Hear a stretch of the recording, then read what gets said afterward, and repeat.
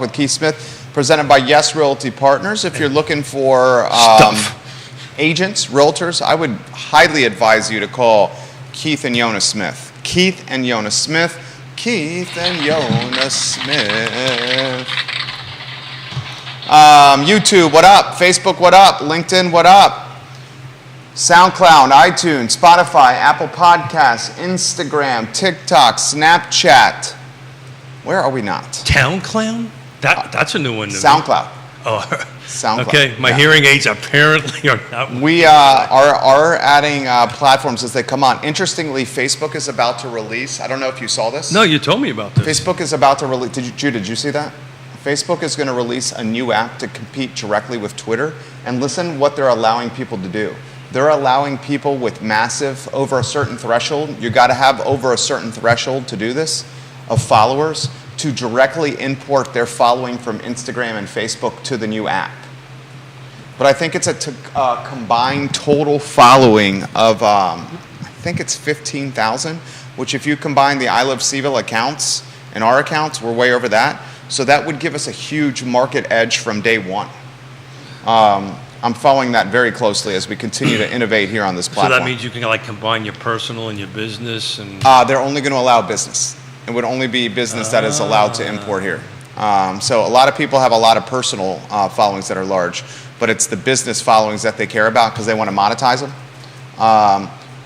So I mean, there's maybe 8 or 9 business brands in the community that are over that threshold. Fortunately, we are one of them. So give the show a like and a share anywhere you are watching. With Facebook Scale, when they launch this new Twitter, it's going to be called Threads. They're immediately going to take share from Twitter because they have such scale with their other platforms. Questions, put them in the feed. We'll relay them live on air. Give us a like, give us a share anywhere you are watching. Travis Hackworth, hello. Hey, Travis, thank you for the good feedback, man. I will ask him how Dan Vegas went. Travis, I will absolutely do that. J-Dubs, amigo, ¿cómo estás? ¿Estás bien? Bien, ready to go. Habla conmigo, por favor. Un poquito. Un poquito. Habla conmigo. ¿Cómo estás? ¿Qué quieres hacer hoy? ¿Qué quieres hacer con trabajo esta mañana? I only understood a little of that, but I understand. What would you like to do with work this morning? What's that? What would you like to do with work this morning? Mi madre es cubana y por eso yo hablo un poco español. Anyway, we'll get cracking here. Comments are coming in fast and furious. I know, that's why I'm trying to kill some time because I see you're trying to crunch some data over there. I'll kill some time when the camera goes on. Judah Wickhauer, we can rock and roll when you're ready. Quiet on the set.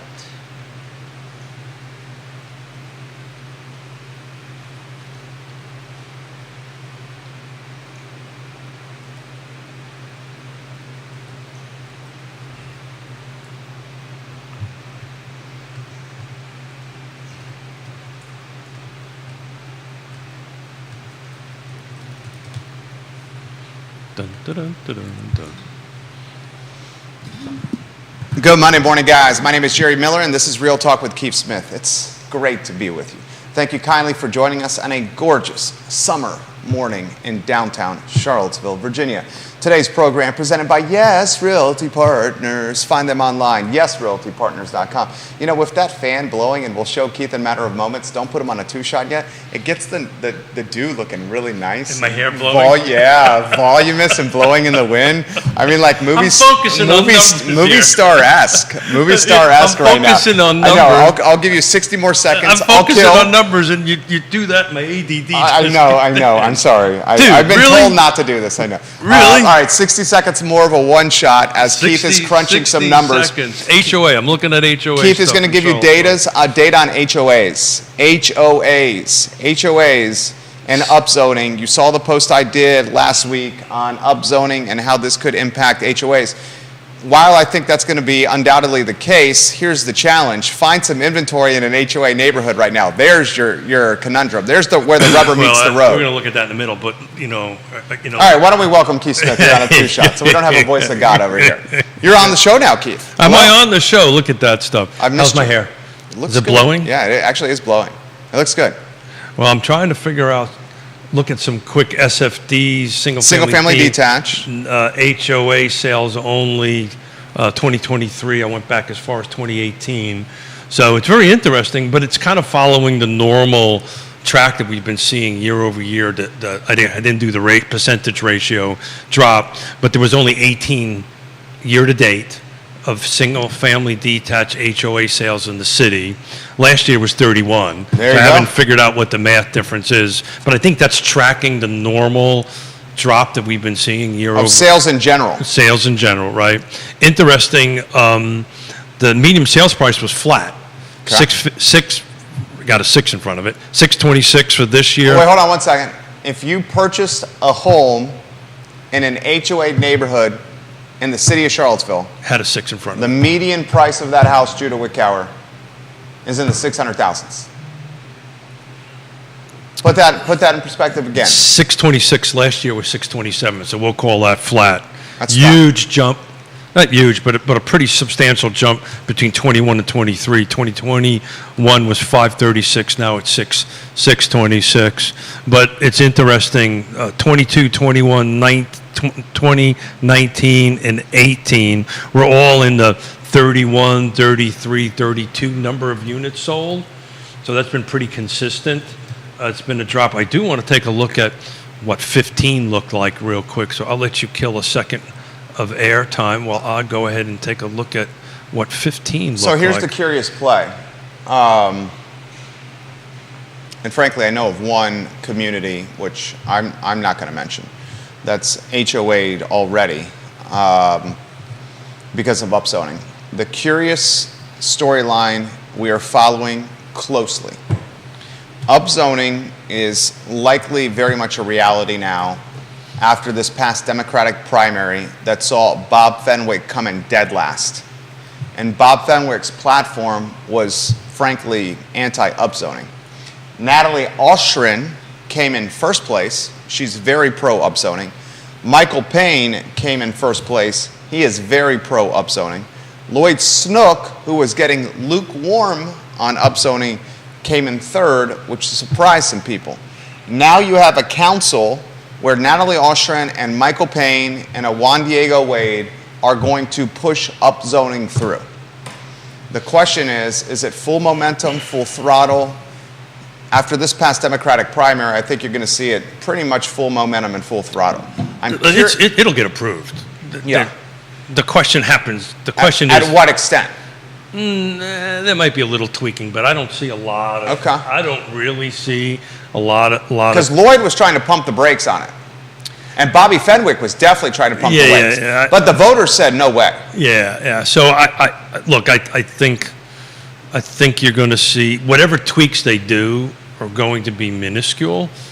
The question is, will it have any impact? We looked at this thing before the show started. Today we had 60 new homes come on a week going past. I took a look at it a year ago. Same week a year ago was 101. So, that's a substantial percentage drop. Interesting, back to the HOA question. It's tracking everything we've been talking about. This is a 15, 16 volume market. It was 22, 24 units sold. We're at 18, so that's pretty darn close. But get ready for this, folks. 2016 was $375 was the median sales price. So between 16 and 23, it jumped over 300 grand. Like, can we say that again? Oh my God.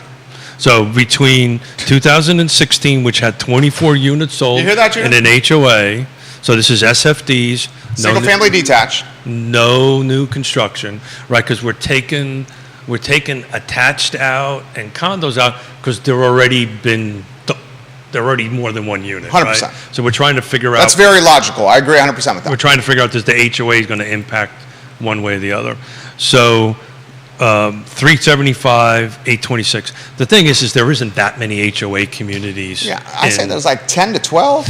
Yeah, but I'm talking about out of 50,000 folks or how many Yeah, rooftops. 50,000. Call 50. Well, it's folks. With the students. But rooftops, is a different different number, which I can't recite off the top of my head. That'd be a great number to learn.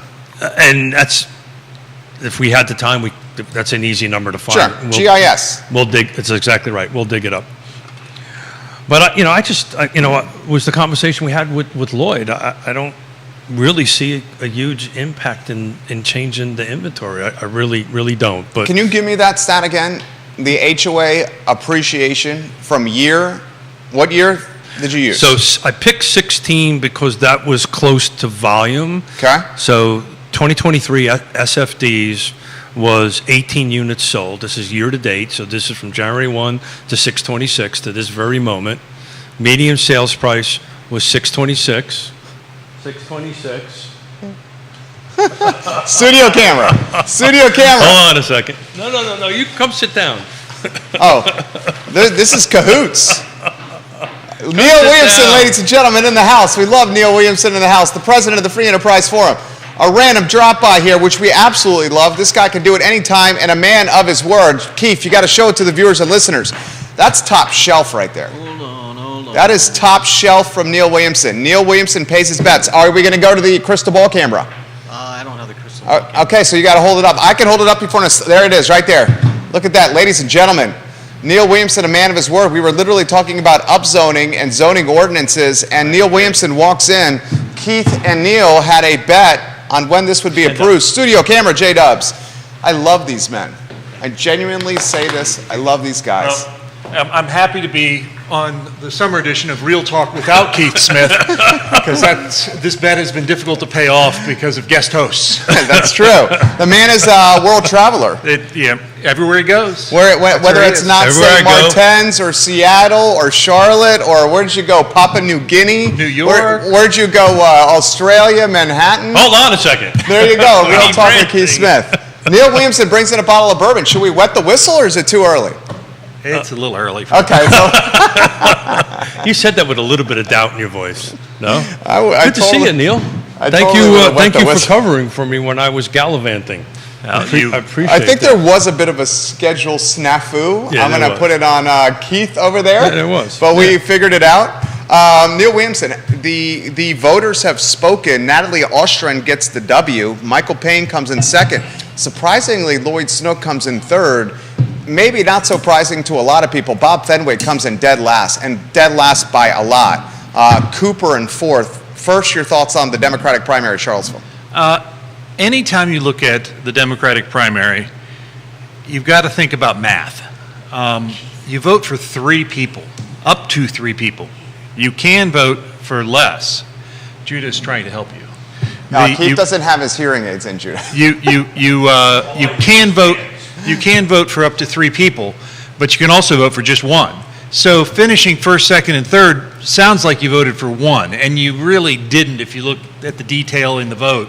So it is. I have been of the opinion that, as a nonpartisan, just an observer, that Lloyd Snook and Michael Payne were going to be reelected. Same. That being Did said, you think the math was going to end up that way? I don't pay much attention to the math Got on it. that. But saying that, if that was the case, you had the votes you needed for the upzoning to occur. I may disagree with Mr. Smith a little bit. I think there's going to be Go figure. significant changes as we move forward. Specifically, I think you're going to lose the double density for 100% affordable housing. Okay. I think that provision will go away because it speaks to what Mayor Snook was talking about and the neighborhood integrity. So I think the other part of that is the math doesn't work. We had nonprofits coming forward saying, we can't make it work. We need some regular units to subsidize the affordable or we'll go out of business. So I think you're going to see that go away. We'll have 2 work sessions next week. I believe it's Monday and Wednesday of next week, or maybe it's Thursday, the 5th. But it is a ongoing saga. One thing that I can say for certain, the zoning ordinance will not be passed by June 19. I think that's safe to say. It's June 26th My right now. mustache is super his, safe. his mustache is safe, hence the bottle of bourbon right here. That's damn good bourbon. Yeah. I opened up and smelled it. It's awfully All right, tempting all to right. take a sip. Should we wet the whistle? Did I ask that question You already? asked that question I did? already, Okay, and I don't want to. Okay, we're not wetting the whistle. We're not wetting the whistle. I do not want to put Neil in a bad spot. Bellamy Brown, welcome to the show. Hey, Carly Bellamy. Wagner, hello. Kevin Higgins, hello. Brittany Gray, Lisa Costello, Aaron King, Johnny Garver, Jen Finazzo, Nikki Chambliss, Lonnie Murray, Sarah Hill Bachensky, Carrie Griggs, Jason Howard, Patty Take a good Zeller, time. Juan Samieto, Andre Xavier, Jamie Turner. I can continue. All welcome to the program. Thank you kindly for joining us. We're talking Charlottesville, and we have two pillars in this community. Neil Williamson, President, Free Enterprise Forum. Keith Smith, President. What's the title? Co-founder, Yes Realty Partners? I have no idea. I can't hear a He damn li- word. All I hear is his He fan. listens to Yona Smith quite a bit. There we go. That's his title. Upzoning. Talk to us, Keith Smith. Yeah, so I think maybe my words came out a little bit sideways. Of course it's going to get tweaked. The bottom line is it's going to get approved. It's going to get tweaked a little bit. But the conversation we had with Lloyd was very interesting about the ratcheting. I don't know if you caught that part of it. So that was telegraphing, at least to me, that look, they're going to get it done. They're going to implement a couple of small parts of it, see how it goes, and starts ratcheting it up. I'm going to talk a little bit about what Jerry and I talked off air. I can't give any specifics, but since that show, and I actually got 2 appointments tomorrow. Listen to this. I've looked at 6 properties for 6 separate different clients, and all of them are not going to proceed with either turning SF single-family detached into duplexes or do 2 or 3 units for multiple reasons. So here's what he said. We had Lloyd Snook and Bob Fenwick on the show. Very well-watched show. Since Lloyd Snook and Bob Fenwick came on the program, 6 individuals contacted Keith Smith about upzoning potential and pursuing an opportunistic entrepreneurial development potential with upzoning. He is the word finding property that is opportunistic is difficult. Is that fair? Yeah, I'm upzone? not so sure I like the word opportunistic. But, What would you say? How would you say? But Entrepreneurial? finding the parcel and the setup that actually works to fit the zoning ordinance is going to be extremely difficult.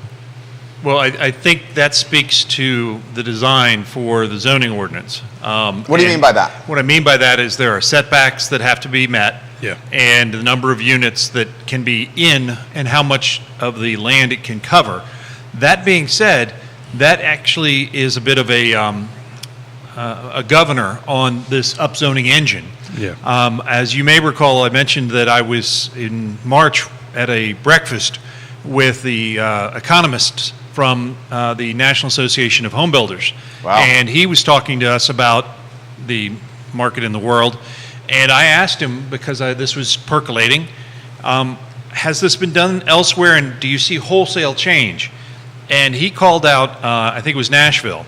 And Nashville put forth something like this, and he says, no, it's one lot at a time. That's exactly right. And what happens is the consultant has suggested it could be up to 1% of the housing of the lots converting each year.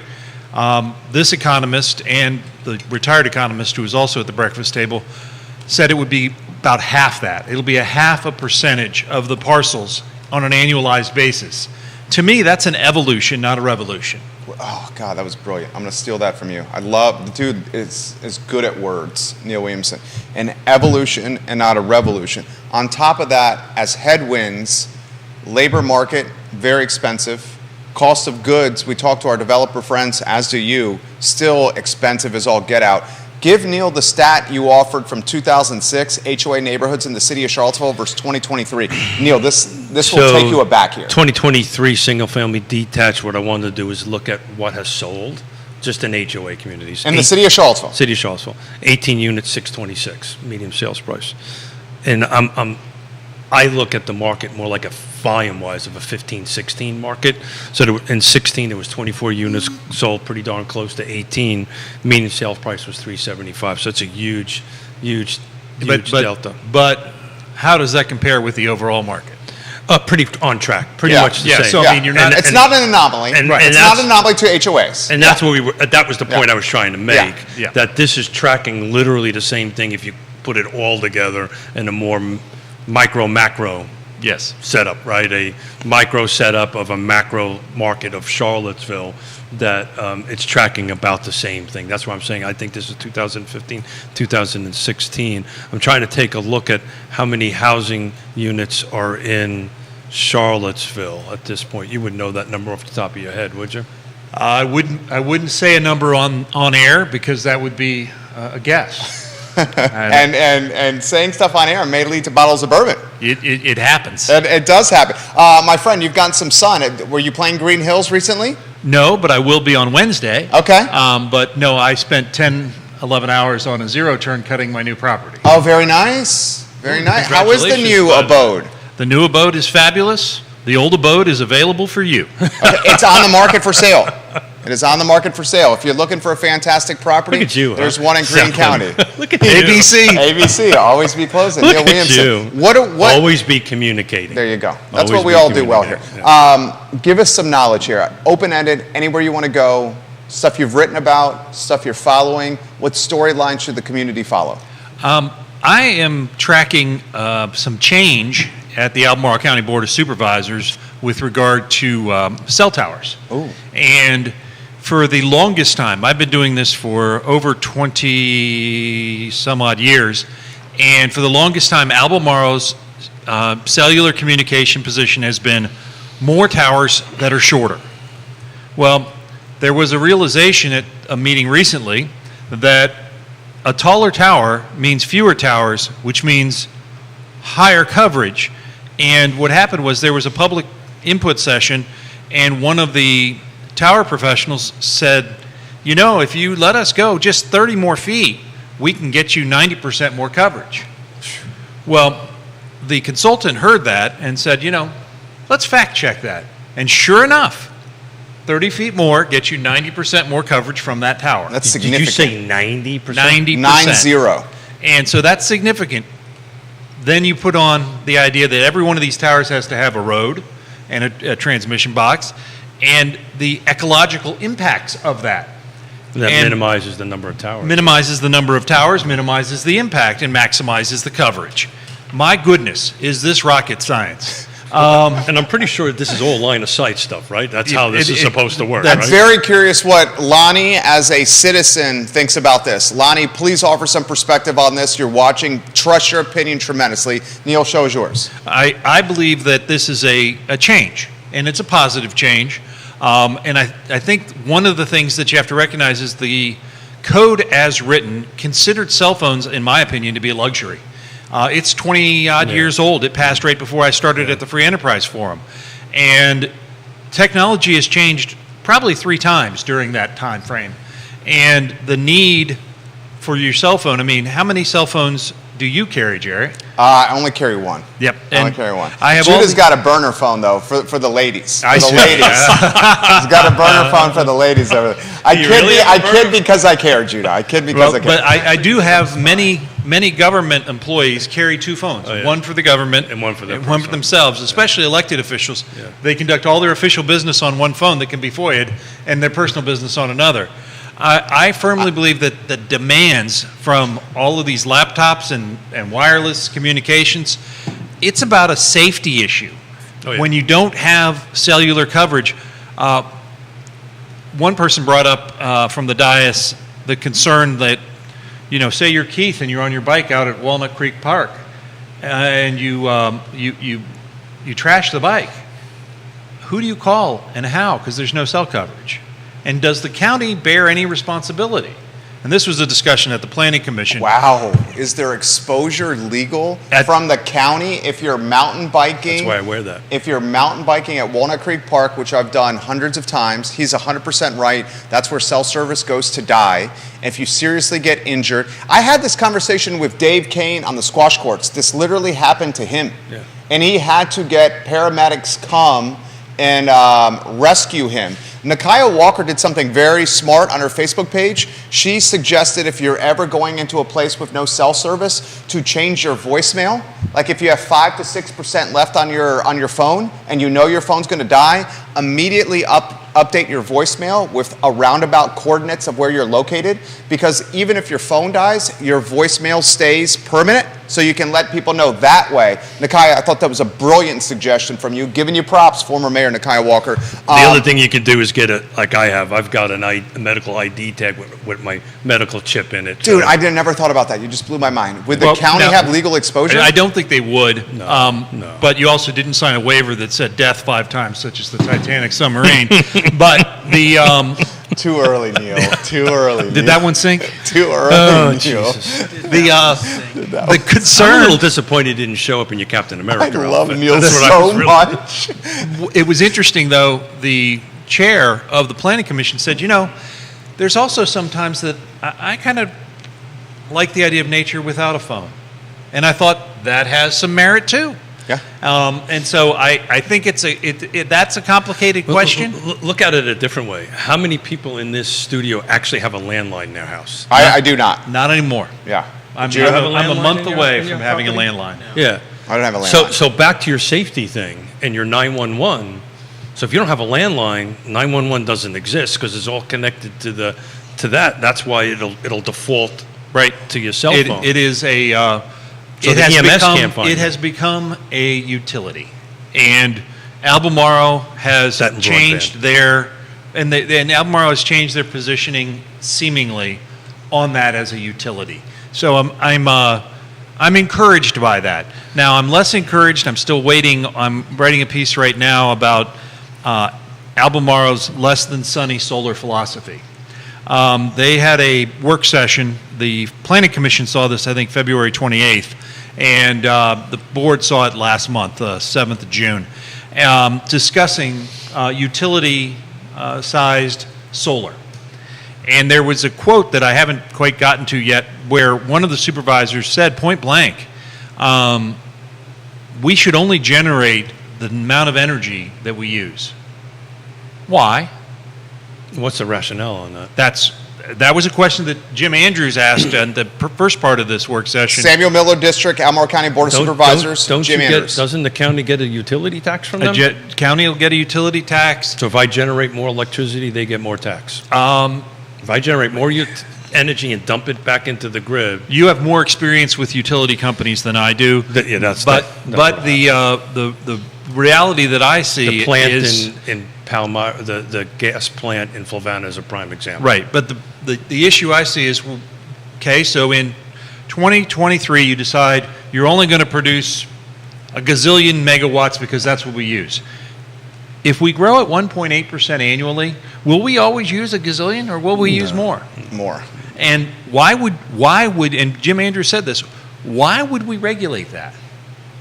And That that's seems pretty a real reasonable. good core question. And it speaks to, I mean, they were also suggesting, the consultant suggested you could demand that it be within a mile of a transmission line. And again, Jim said, why do we want to regulate that? I mean, maybe a company has an innovative way, and they can pipe the power in one way or another to it. That's not really our gig, our job as supervisors. This is an ongoing process, and I'll be writing about it. That should be posting later today. Check it out at freeenterpriseforum.org. I want to throw this in on solar. This is a storyline to follow. And this, I think, is on the cusp of breaking news. I don't want to pursue it too deep. Multiple sources. I'm talking nearly half a dozen. Segura Solar, Yeah. word on the street, going out of business. Okay, we're talking a heavy hitter solar company. But that's a different world than what Neil's talking 100%, but it's in the Different world. sphere, and there's a lot of people under warranty with that, with their solar on their roofs. I think that's a very different topic and a very different discussion 100%. than what Neil's talking about. 100%. And that we can dig into maybe a little bit later. That's a storyline to follow. On the why and all that You stuff. hear anything about that? I have heard things, but I've heard both takeovers and other changes. Yeah. Yeah. Okay. I can tell you this factually, because I have clients that are using Tiger to go ahead and service their Segura stuff. What that means, we shall see how that shakes out. I also have folks, choose my words carefully, that we may Look or at might that, not, huh? we Look at we that, may or may not know, May or may not know. yeah, Yeah. saying the same. Yeah. So I mean, that I can factually get back to, but I want to get back to the. I prefer the term zoning rewrite instead of upzoning, but that's just my personal preference on Potato, it. potato. Pardon? Tomato. This is really not fair, gentlemen. My hearing aid is picking up the fan to my left, so all I've got is this huge buzzing in my left ear That's why you didn't need the bourbon. That's true. that I've done. Does anyone want to whack? Okay, go ahead, Keith. Go ahead. No, I don't want to play no more. No, come on. Come on, Keith. Come I'm on. going to take my bourbon and go home. Come on. Thank you for doing that, by Yeah. the way. You're a true gentleman and a true class act to go ahead and do that. But I want to get back to these 6, right? One of the primary reasons why I would say about 4 out of the 6 didn't work was we were looking at single-family detached and making them duplexes, right? Because we can do that. That's a great fit within the zoning ordinance. It's pretty simple as far as a planning side of it goes. Fell apart because of the building side. Because now I got to do 2-hour separation. Now I got to have 2-hour firewall. Firewall, thank you. That's what I meant by separation. I knew But that's what you meant. Sorry about that. Yeah, 2-hour separation. I'm up, I'm down. You know, my separating first floor from second floor, left to right. I need a second form of egress. You know, all these different things. The basement height needs to be a certain height now because now and they all just fell apart because the numbers just didn't work. But how long will those numbers not work? That's the question. That's a great question. So to your point, I think this is a 100% one-off, lot by lot, over time, that's going to grow. But this is not going to be thousands of units just miraculously happening. But this is a generational change. in Generational zoning. change. I would agree with that. Roger Voisinay watching the Hey, program. Roger, how you doing, man? Roger, not only a fantastic agent, Mm-hmm. but a solar aficionado. I think that's safe to say. Just a good all-around Great good guy. too. Mr. Woolen Mills, arguably the mayor of Woolen Mills, literally writing this on the internet, he is. I have heard exactly what Jerry said about Segura Solar from lawyers and other reputable sources. Yeah. Okay, this is something to follow, as many homes have solar under warranty with a business that seems to be on the cusp of either. How do you want to characterize this? So I tell you what we're going to do. How do you want to characterize We're going this? to put a pin in this, and Okay. we're going to invite a couple folks from Tiger to come in and talk about this because we'd rather have them. Roger, do you want to offer some perspective? Because on that end Roger of it. seems to know So, what's but going on. I want to here. be careful because if you have a Segura system, 100%. If you have a Segura system and you're having struggles getting it serviced, Dude, that is all over the internet right now. okay. Yeah, So yeah. I've got a solution. Okay. I got a guy. You got a guy. I know a guy. The Suttons. Call the Suttons, Yeah. call Tiger Fuel. They'll come in and take a look at it. I may or may not be in the same position. So I'm just telling you, reach out to Tiger that's Fuel. right. You got it on your Yeah, house. you. Holy crap. Yeah. So reach out to Tiger. They will come in and take a look at it. It might cost you a little bit of money, but they'll look at it. They'll service it. Oftentimes, the other companies don't like to service the other company's work. Tiger has. I guess the Suttons see an opportunity there. No, I think they're just doing the right thing. They're good community people, and I think they're doing the right thing. Yeah, You like that, huh? I like that, huh? you're a good man right there. You know how to play the game. I'm trying to save you, brother. You know how to play the game, Keith Smith. All right, I'm following your lead. Keep going. I may or may not have sold a few things in my life. You know how to play the game, amigo. You're absolutely. And look, not- I mean, I'm just, how long have we been doing bets on the show? This is the first one I actually This is your won. first one. You're This the is my first first bet you win. won. I And, know. and that was a huge risk for me. It was stated in January of 2022. So, if I'm off by a few months, so be it. When do you think it gets approved? It gets approved before the end of the year. Before the end of the year. November is the date I'm picking. What Yeah. do you think? I've had this game. I'm not losing another expensive bottle of bourbon. This question's come in the mix. This is a great one for Neil and Keith. Brian, I appreciate your question here. Do Neil or Keith think upzoning will come to Albemarle County? See the two deep breaths we just I took? know. He would- paused there. I would love to say yes, but I don't see the political will in Albemarle County at this time to either increase the density or expand the development area. I agree with that. There's one candidate that is pro increasing the density, and he's running unopposed, and that's Michael Pruitt.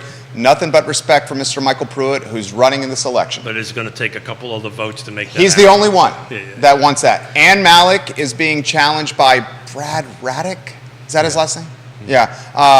TJ Fadley is challenging Bila Pisto Kirtley. Neither of those four are going to be pro-density.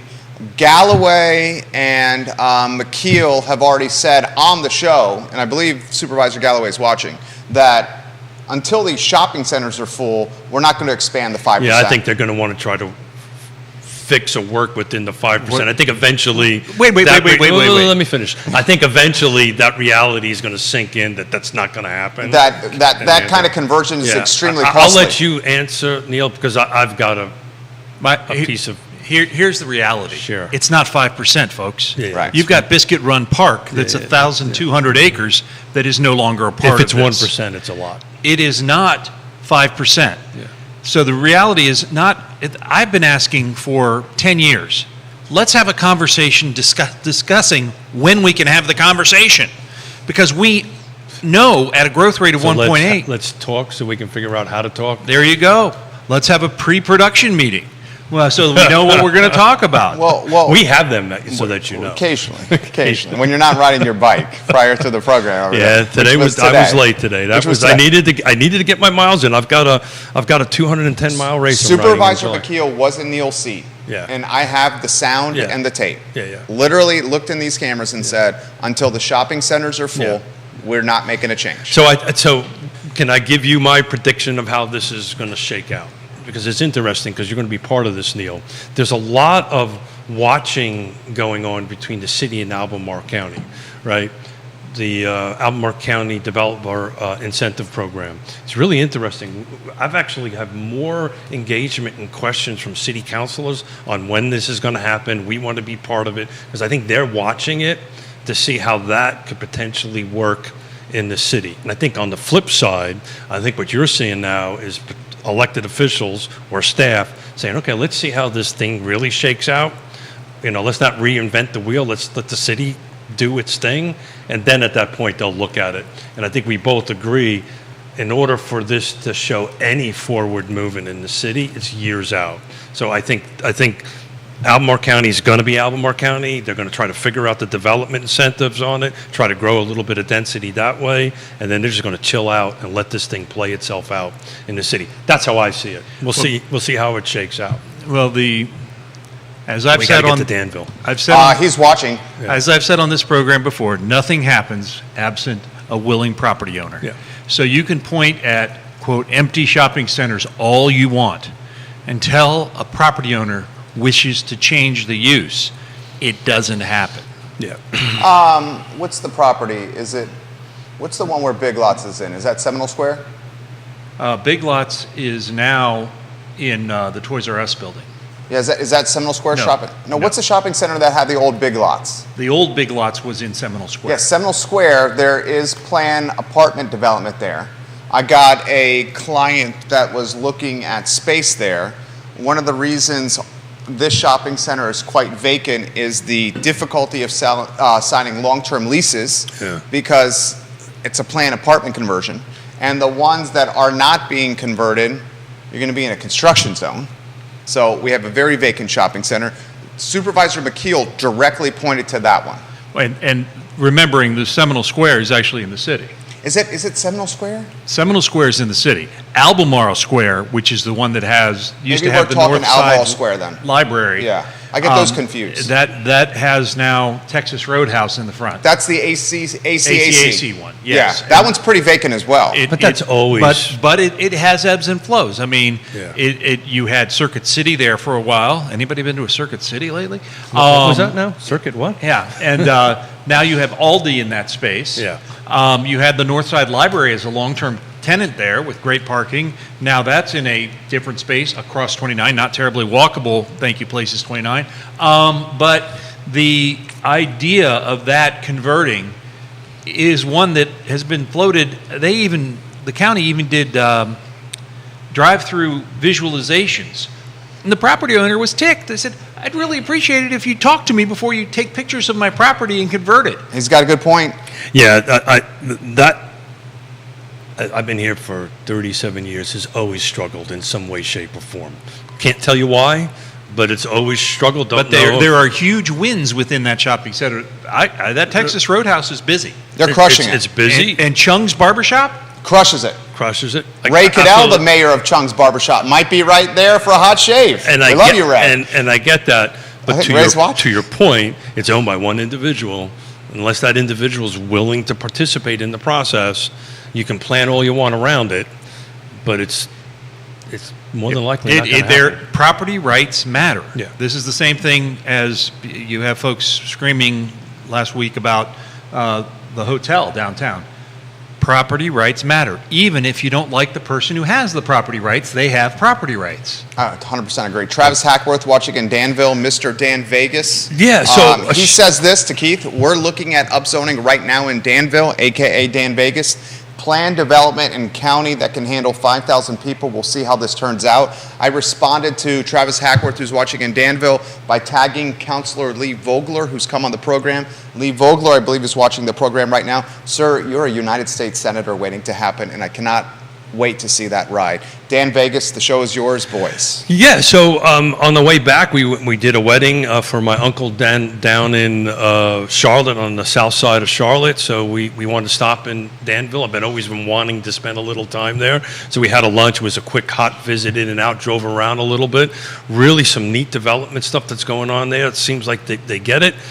You know, it does change from block to block over there, right? So, you know, this process is going to take time on it, but I'm going to try to make a weekend of it down in September and really start wander through all the areas there and see what I can do. Maybe we can help promote a little bit here on the show, but I want to get a quick eyeball. I wanted to get a quick eyeball on it. So it looks like they're doing all the right things from a cursory 1.5 hour ride around it. Well, Jerry Thank you, wants Dan, you to for the Travis, for the information. Jerry wants you to schedule that afternoon on a Friday. Real Talk with Keith Smith. I mean, I don't get a break. Tough time in the summertime with Real Talk with Keith Smith. Sometimes it's Real Talk with Quentin Beckham, Neil Williamson, Nick Chambliss, Neil Williamson, Lee Alberson. Who am I missing over here? Kerry Griggs. I love you. I love you. I kid It seems because like I a lot care. of jealousy at I this thing. I kid because I care. No, maybe so. Maybe Well, so. the thing about, as you call it, Dan Vegas, is there is a need for housing to house the workers. Actually had my uncle was a pilot, and he lived in Vegas, in the other side of Vegas. That was where the majority of the folks that staffed the hotels and the casinos lived. It's a lovely, real town. Not much glitz or showgirls, but it's a real town.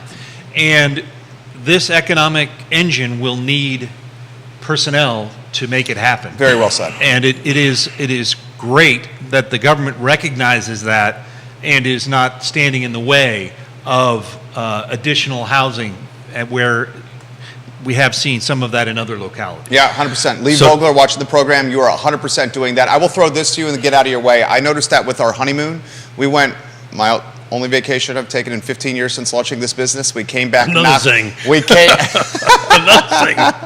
hey, we came back knocked up as well. Maui and Kauai and I'm good Hawaii. with that department. The staff that were at these hotels we were staying on, and it was our honeymoon, and we got a ton of money for gifts, so we did it the right way. Sure. All right, we did it the right way. The staff said there's 3 types of people in Maui and Hawaii. Maui and Kauai and Hawaii.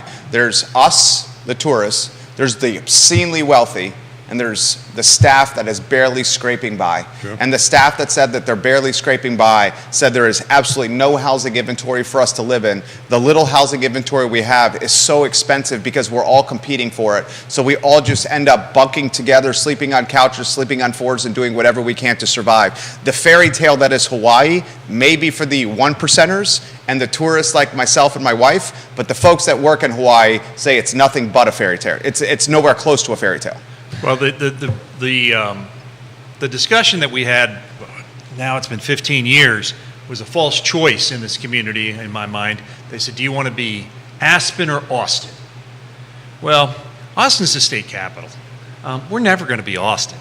And Aspen, well, they seem to have a few things that we don't. So I didn't accept it as what it is. But the bigger question is, how do you have a diversity of housing types that serves the public? Well, one way not to do it is to restrict the land mass that you can have housing. And so the idea of urban growth boundaries, UGBs, is to do that very thing. Restrict where development occurs, because that is the best place, most efficient delivery of government services. The current supervisor's mentality is stack them up. If there's a empty storefront, let's make it apartments. And if until that happens, we won't expand the development area. In fact, we'll take 1,200 acres out of it and make it a state park. You haven't even mentioned Rivanna Station. No, I didn't mention Rivanna Station. Took some away. Half of that is in the development area and half is not. We were in front of the Board of Supervisors last Wednesday, speaking clearly that the acquisition wasn't on the table Wednesday night. What was on the table is whether or not the county would allow private industry to locate there. A quirk in state law, it says you have to have a public hearing prior to closing on the acquisition in order to allow private business to attend there. I told the story, I grew up a military brat, and my dad did 2 tours at the Pentagon, and we used to, on Saturday, or actually a Friday morning in the summer, my brother and I would go down to the Pentagon and get our hair cut in the Pentagon, and then go to a really crappy restaurant called the Pickle Palace and have sandwiches before my dad threw us on a bus on our way home. But it was the reality is whether or not you're having the consultant tail of these large businesses and conglomerates or the Pickle Palace, private industry should be co-located with the institutional users. That will cut down on carbon emissions, that will cut down on cars on the road, traffic, and it will improve the quality of life for those working and doing our work at Rivanna Station. It's interesting where we had this wedding south of Charlotte was a live, work, play community. It had 2 hotels in it, ton of restaurants, churches, single-family detached apartments. It was this huge setup. It was about 6 years old, and we got there early Friday because I was off, wasn't on the show on Friday. Early Friday, came home late last night, parked the car, and never left. Even got a haircut because there was a barber right across the street. So it was that, and you would bump into the local residents that were actually living there, that's what they were doing. They were living in apartments, they were working in the Class A office space, or wherever they were working in that.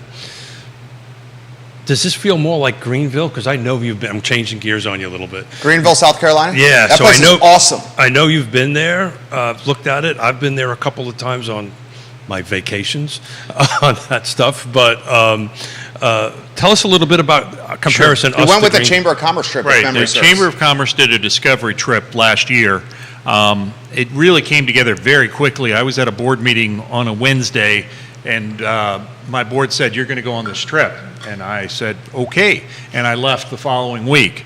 The Greenville there's really important things to know about Greenville. They've done some really cool things. They've had the same mayor for 20 years. Yeah. And he knows how to twist an arm. I mean, maybe remind me a little of Jerry, because he gets things done. And he gets, they've just redone this park down in the floodway. Imagine that, a park in a floodway, where they have soccer fields and a big community center. And there are these playgrounds, and each one of the playgrounds is sponsored by a commercial entity. That's awesome. And they get signage.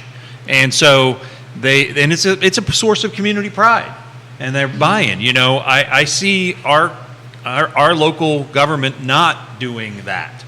I would welcome that. But it's roughly the same amount of people, right? It's roughly the same amount of people. No university though, right? There's Clemson's a hop, skip, and a jump away. Clemson's a hot skip and a jump But it's not away, in the it's town not of in the town. of Greenville. And what's the small town? There's a small college that was in the town and just moved about 20 minutes outside of town. But So we don't have that huge you don't have that UVA huge, and you don't have presence there. defense industries there. You do have real industries within the corridor. Sure. They actually build cars, manufacturing Yeah. in South BMW, Carolina. right? BMW, yeah. Greenville's awesome. Greenville is an awesome visit. and a lot to learn. I encourage folks to go to freeenterpriseforum.wordpress.com and just put in the search engine Greenville, and you'll see my travel log from that. You got a little pushback here. Jonathan has this comment. He goes, now I respect where he's coming from here. He goes, I want to push back on what Neil says. The supervisors are trying to maintain quality of life here and sticking to a comprehensive plan that's been around forever. And as a result, homeowners have seen significant appreciation in value because we don't have housing everywhere to water our values down. Please bring this up with Neil and Keith. Jonathan, that's a great point. And the idea that those who got in have achieved significant appreciation is important.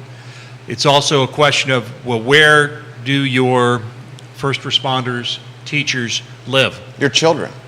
Where will your children live? So this is really a generational problem, and I've been saying this on the show a couple of times. There's this conflict between the Gen Zs and the millennials in the real estate space and me, the boomer. And that's really what's happening. And it's funny, at this wedding, literally, you just can't get away from this stuff. That's what we were talking about. I was having people ask me about housing and all these different, related impacts on it. So, density matters. Neil taught me this. And I learned so much from you guys. Neil said the folks that would be the advocates for the housing can't be the advocates for the housing because they don't live here. And they don't vote here.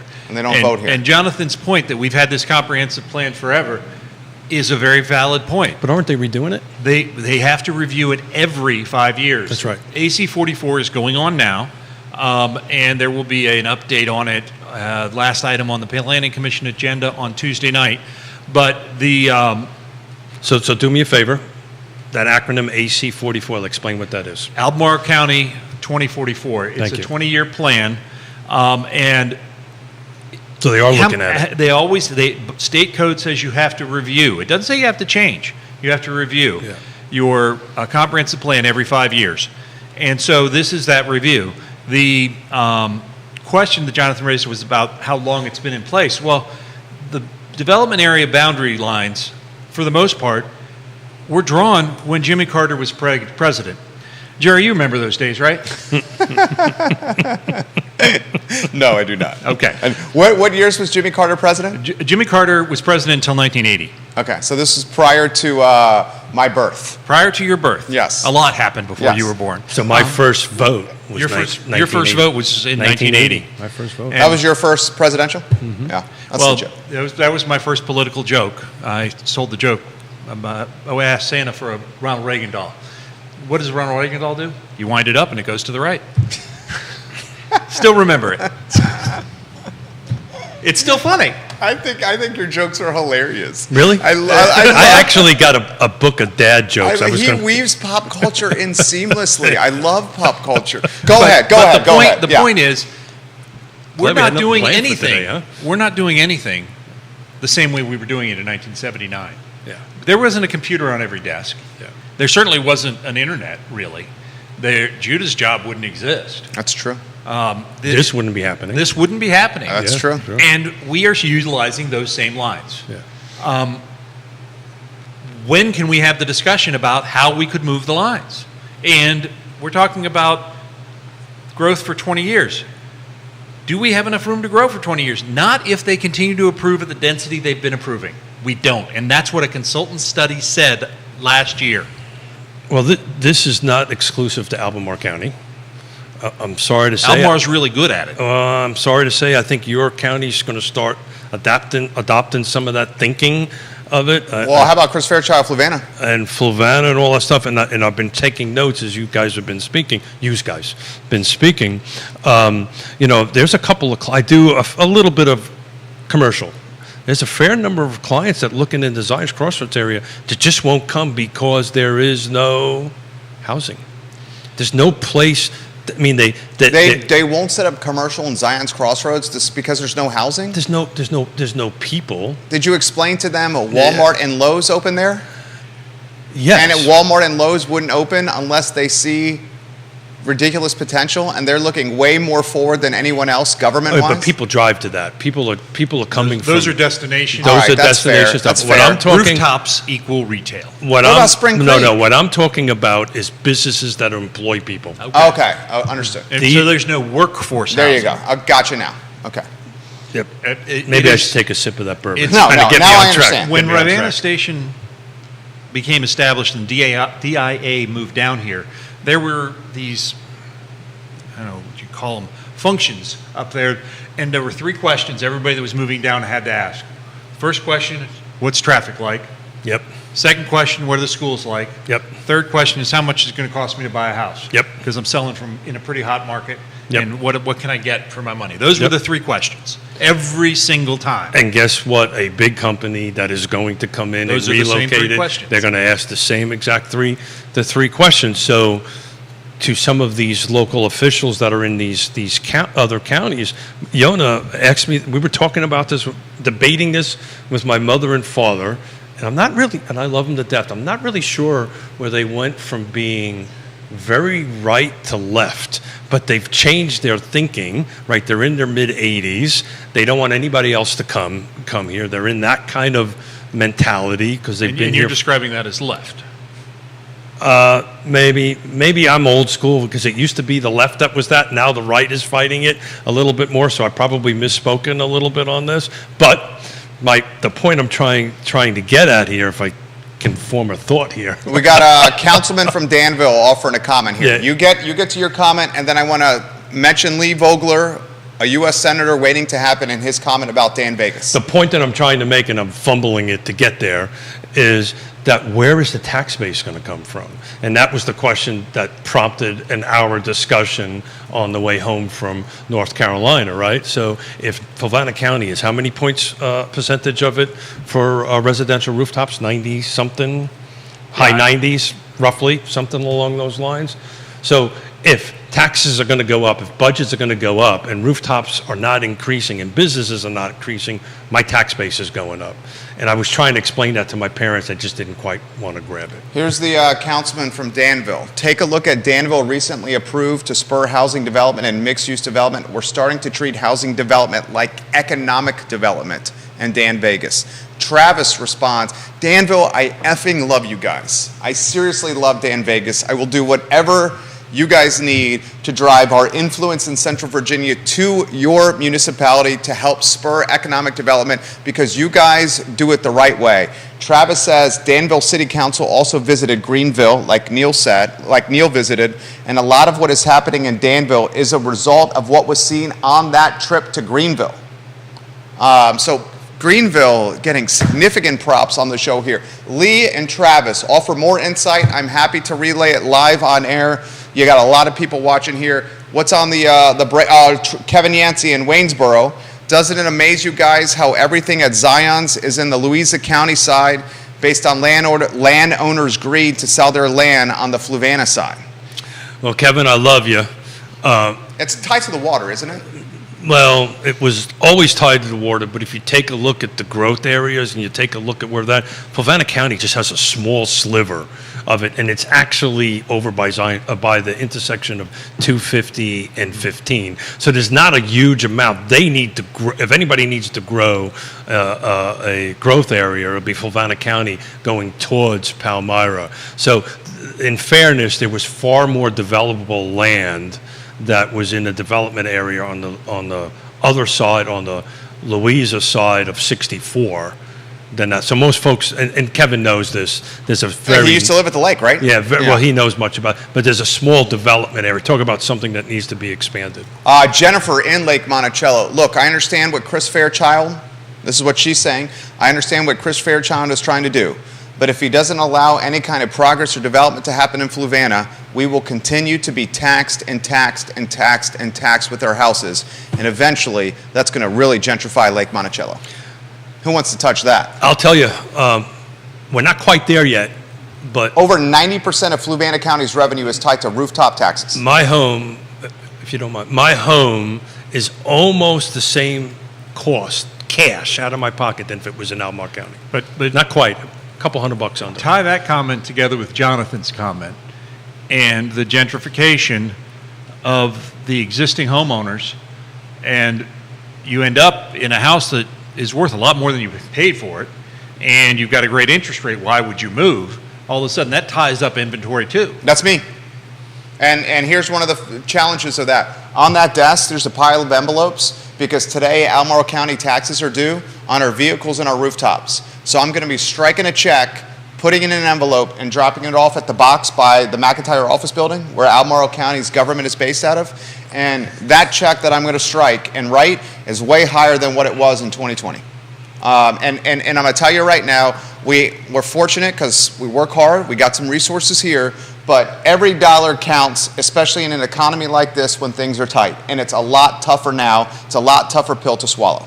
It is, and this is what we talk about, folks being taxed out of their houses, and the concern about government growth. Later this summer, I'll be producing, I think it's probably the 6th or 7th annual Local Government Spending Index, which takes the spending of all of our localities and looks at it through a 20-year lens and adjusts for inflation to see how much more each locality is spending based on their own spending 20 years ago. Okay, why don't I throw this to you? And I can't believe this is a testament to Lee and to Travis and to Dan Vegas.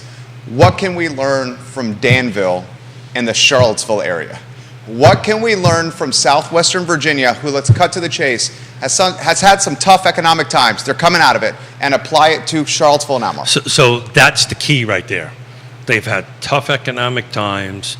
The local governments. You were there this weekend. It was, and I really love what they're doing. Cut to the chase. But Lee knows about this, and so does Travis. But if you go a couple of blocks away from where they're doing it, it's not so pretty. What'd you see? What did you see? Vacant properties, so forth and so on. It's all abandoned buildings, right? It's a visual thing. But we don't have that here. Now, And the motivation from that to turn it around is huge. well, and So- it's interesting because Danville has a vision. Has And what now? A vision. Yeah. And I think that Albemarle County showed great chutzpah with the vision for Rivanna Station Futures. I don't have a position on whether or not the local government should be in that business, other than to say, what if they didn't? And what if you lost Rivanna Station? I think what they did was brilliant. Well, but Councilman Vogler and Travis Hackworth, we got to give them a heads up. Albemarle County, you give it to us in a nutshell. What they did. In a nutshell, Albemarle County is in the process of acquiring 474 acres surrounding a military installation named Rivanna Station. That acquisition, half is in the development area, half is not, is for an intelligence industrial park, basically. And they last week authorized the location of private entities in that park. The rationale was that right now, or at least a couple of years ago, St. Louis offered NGIC 100 acres free.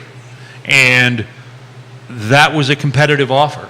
Now, it takes a lot to move something, but if you have free's always going to be less. Free's motivating. Free. Free motivates people. Free. Yeah, 100%. Smith, what's on that brain? What's on that brain is I wanted to go back to the Lake Monticello comment. Lake Monticello, a 4,300 rooftop neighborhood in Fluvanna County for those that are watching in Dan Vegas, which seems to be quite a lot of people right now. Yeah, 16 units are on the market, is active. 4 of them are either 2 of them are active with the kickout and 2 are coming soon. So in essence, there's only 12 units available for sale. Cheapest is $260, $285, and then it jumps up to $314.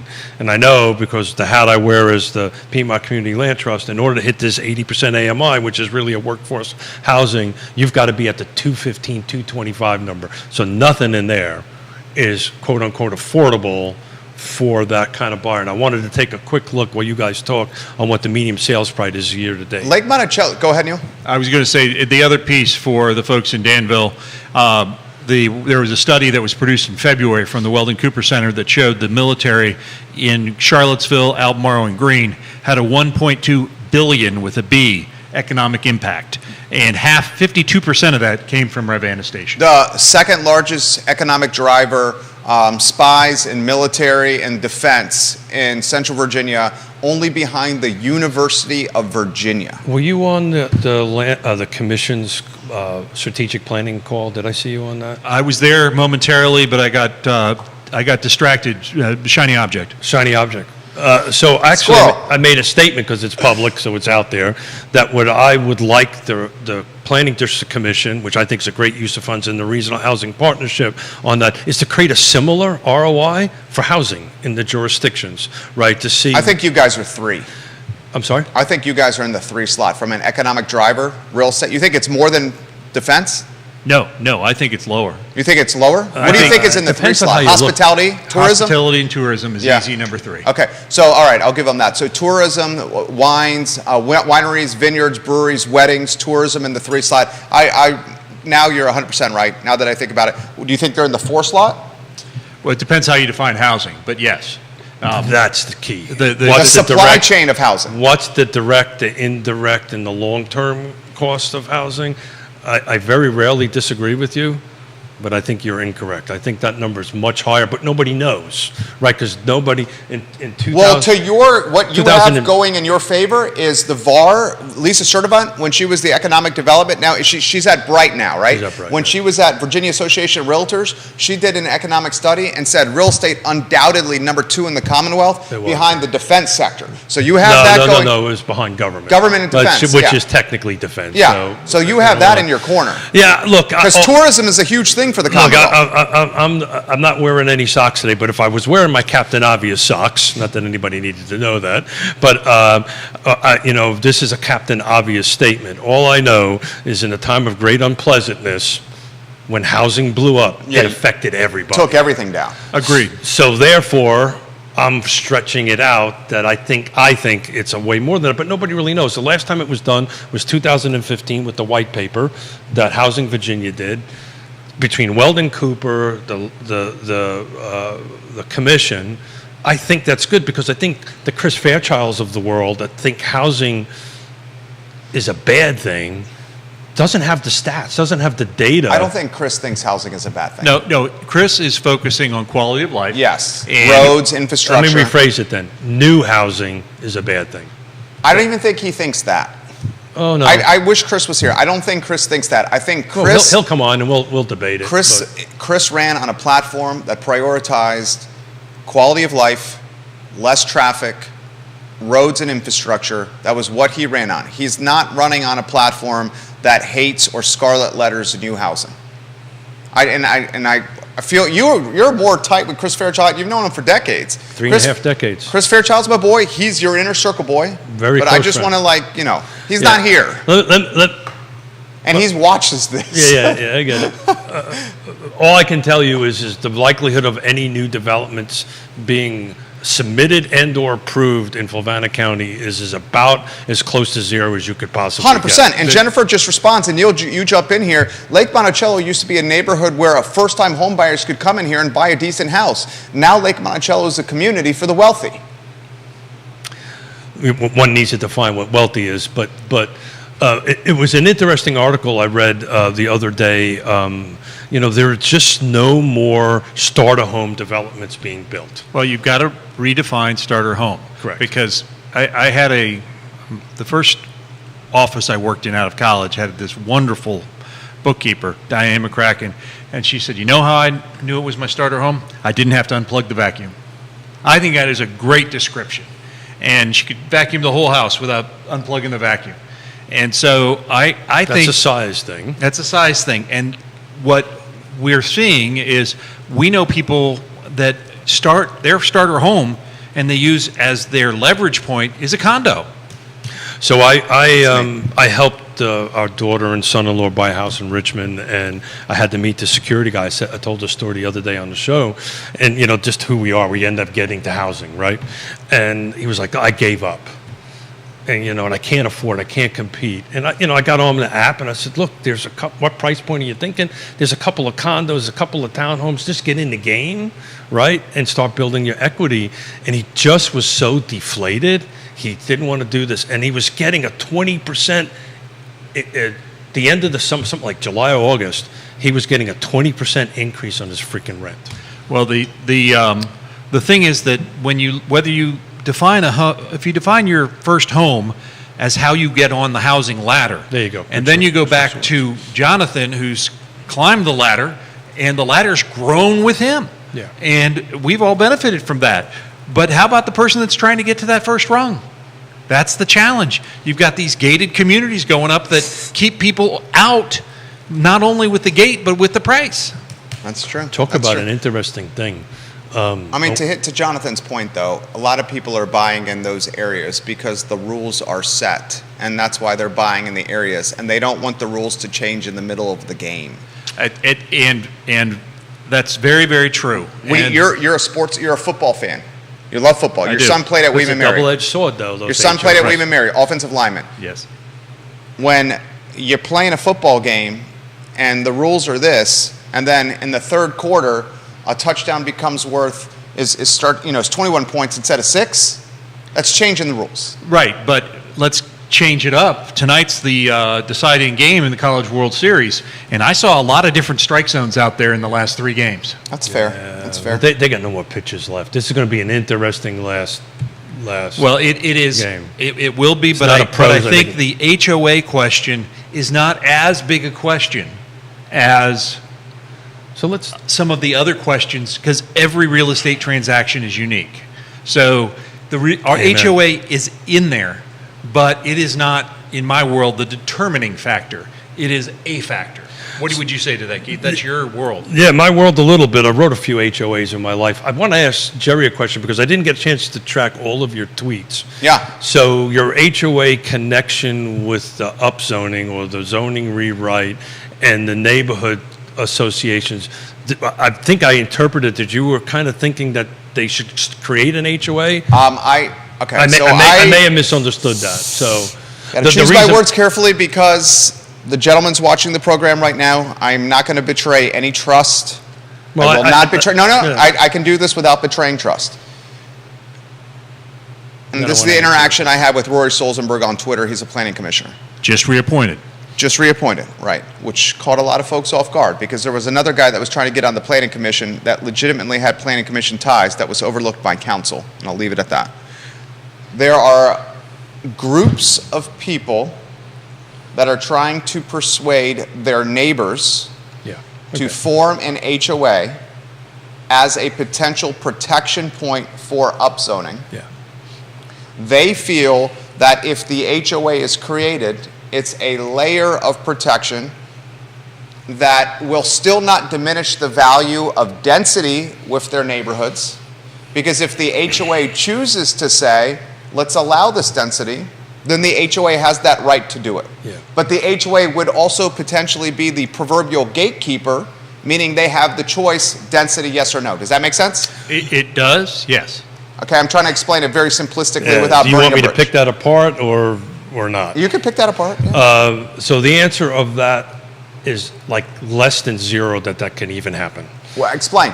Because in order to create an HOA, we're so far down the road. Let's talk about how an HOA typically is created. So if Please. you take a look at HOAs, they're always new developments. There's a declarant. There's somebody who took a piece of property, subdivided it, or created a condo and created the covenants and restrictions that structured it, the rules, the regulations, and all that stuff. So now what has to happen is everybody within this geographical area, every single 100%. You have to have 100% approval. every Yeah, 100% yes. single Yeah. person has to agree to it, sign off on the documents, go through the legal process. Because, oh, by the way, you've got to set up something with TPOR. Yeah. There's corporations that have to be set up. The lift on it is impossible. Okay, I'm trying to do this without burning a bridge here. There literally are, and I gotta do this carefully. Individual streets doing this. And, Yeah. and it can be done. Individual streets, Now- meaning it's a much smaller pool. I'm talking to like, No, I get it. So just pick a street. It doesn't matter. no, I There- can't. There's 12 100 houses. Yeah. So what they're trying to do is small little HOAs. The legal lift on that is huge. And fiscal. Excuse me? Fiscal. Yeah. Fiscally. Pooling resources. Yeah. Because you have to have. So technically, it can be done. Yeah. It's a Where tremendous. I'm not talking like this is Belmont No, no, where I got it. a family in Belmont is trying to get all of Belmont. I'm I talking one street. Yeah, and DPR is going to jump in and say, whoa, whoa, whoa, you need a little bit It's more. already than happened 12. once. 12, yeah, but it was a little while ago. It can happen. Yeah, it can. I will say that not in this community, but in another community in Massachusetts, my daughter has a house and she's in an HOA. Yeah. The HOA is her and her neighbor who's up the other side of the duplex. Yeah. That's the whole HOA in Boston. So, This which building's is a, an HOA which is building. which is a Commonwealth also. This is an HOA building. Yeah. Yeah. So this is a condo building, it's a different structure, different setup Yeah. than an HOA. It can be done, but then, is that going to impact your sales value? There's But all remember, different. Gosh. Yeah, Right. yeah. The street is not saying no to density. Right. They're saying No, I know exactly what they're they want. saying They want to. we can allow the density if we want, Yeah, sure. but we have this layer to give us some autonomy over governmental policy. Yeah. So HOAs are a very slippery. I can't even say the word. Slippery slope. Slippery slope. I've written a bunch of them. I live in the second largest one in the state of Virginia. What is the largest one? It's up in Reston. Reston. The city of Reston is It's actually not dead, it's Reston. is actually an HOA. Roger Voisinet's got some insight into this. But here's the slippery slope on it, folks. You can create all of that stuff, but then that board controls it. And an HOA, based on the state law, again, I know a little bit about this, is actually more restrictive than a local government. You can really set stuff up. I can foreclose on your home way faster than the bank can, way faster than the government can. It's I know what they're trying to do, and I know how they're trying to control it, but they need to pick up the phone and call somebody like Valerie Long or some. There's attorneys that specialize in this. Yeah. and those attorneys are having their phones wrong. Yeah, and that really- one may or may not be the. Roger Voisinet, Chisholm Place was not originally an HOA, and the owners resisted setting up one post-development, mostly due to financial obligations it would create. Yeah. Yep. I will tell you, Roger can answer this question, or any other real estate agent that's watching this question. We are now, at least I am, getting a bunch of phone calls about, I'm looking for a piece of property that's not in an HOA. I don't want somebody to tell me what color to paint my house. If anybody's seen the Good luck with that. Anybody's seen Yeah. the posting I did with the fence that had the middle finger stuck Yeah. up at it? Yeah, that was hilarious. For it. People do not want to be told that. But when you look at local government, when local government looks at new development, even just carving up land, if it's over 5 lots, they are mandating an HOA because it relieves local government Yeah. of responsibility. Anything- Like snow removal, like common area maintenance, stuff like that. You hear what he's saying right there. So these things are slippery slopes. Dude, it's such a dynamic. I love this stuff I'm because of it. It's great for a talk show. I'm going to point out something that is not very pleasant. Gotcha. So the house that my daughter bought in Richmond was subdivided in 1909. Guess what's in the deed? Guess what's in the deed? Go ahead, say it. Racial covenants. There's racial covenants in the deed. Although the state has deemed those null and void, there's a real conflict between deed attorneys and the state because the deed is the deed is the deed. That's exactly It right. reflects what happened at the time. And there are many people that want those stricken from the deeds, but they're not enforceable by Well, state code. state and federal. State and federal code has made them null and void, But it's there. but it's there. It's there. It's written. There are some here in Charlottesville.